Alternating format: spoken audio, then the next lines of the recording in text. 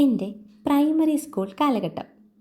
ആ സമയത്ത് ഞങ്ങളുടെ വീട് പണി നടക്കുകയായതുകൊണ്ട് തന്നെ ഞങ്ങൾ ഞങ്ങളുടെ അമ്മമ്മയുടെ വീട്ടിലായിരുന്നു താമസിച്ചുകൊണ്ടിരുന്നത്.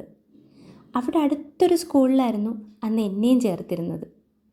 അമ്മമ്മയുടെ വീട്ടിൽ മിക്ക ദിവസങ്ങളിലും രാവിലത്തെ ഭക്ഷണം ഓട്ടടയായിരുന്നു. ഈ സ്കൂളൊക്കെ തുറക്കുന്ന സമയത്ത് നല്ല കോരിച്ചൊരിയുന്ന മഴയായിരിക്കില്ലേ പുറത്ത്. സ്കൂളിൽ പോവാൻ വിശാലമായ റോഡുണ്ടെങ്കിലും അമ്മ എന്നെയും കൊണ്ട് കുറേ കാട്ടുവഴികളിലൂടെയും വയലിൻ്റെ വരമ്പിലൂടെയും ഒക്കെയായിരുന്നു കൊണ്ടുപോയിക്കൊണ്ടിരുന്നത്. ചോദിച്ചാൽ പറയും ഷോർട്ട് കട്ടാണെന്ന്. അമ്മയുടെ ഒക്കത്തിൻ്റെ അനിയനും മറ്റേ വിരലിൻ്റെ തുമ്പിൽ ഞാനും എൻ്റെ കയ്യിൽ ഓട്ടടയും അതും കടിച്ചു തിന്നുകൊണ്ടായിരുന്നു ഞാനന്ന് സ്കൂളിൽ പോയിക്കൊണ്ടിരുന്നത്. അമ്മമ്മ വീട്ടിൽ നിന്ന് പറഞ്ഞു വിടും, കാട് കൊതിവിടും, കാടിന് കൊടുക്കണേന്ന്. അന്ന് അതൊക്കെ കേൾക്കുമായിരുന്നു. ഇപ്പം ഇതൊക്കെ ആരെങ്കിലും കേൾക്കുമോ?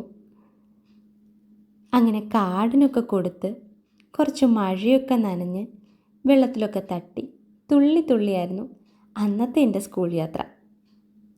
അന്ന് ആ കാട്ടുവഴി കൊണ്ടുപോകുന്നതിന് അമ്മയോട് എന്നും വഴക്കായിരുന്നു. പക്ഷേ ഇപ്പോഴാണ് അതിൻ്റെയൊക്കെ ആ ഒരു വില മനസ്സിലാക്കുന്നത്.